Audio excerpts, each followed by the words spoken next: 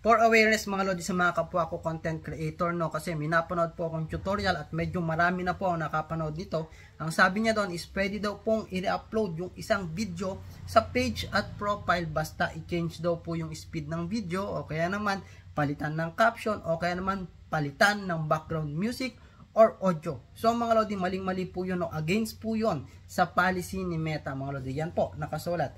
Minor enhancement po ang tawag nila dyan at possible po kayong magkaroon ng unoriginal content or limited originality content, no, kapag ka po kayo ay gumawa niyan. Kaya mag-ingat po kayo sa mga tutorial na napapanood nyo. Tandaan nyo, ang video po mga lodi na ginawa natin ay isang beses lang natin pwedeng i-upload sa Facebook. Okay, kung na-upload nyo na yun sa profile nyo, huwag nyo nang i-upload sa page nyo. O kaya naman vice versa mga lodi, no. Pero pwede po yung mag-share ha. Iba po kasi yung sharing eh. No, bawal i-upload pero pwede pong i-share. Okay? Kaya huwag mong kalimutang i-share ang video na to para naman maging aware ang mga kapwa nating content creator. Thank you.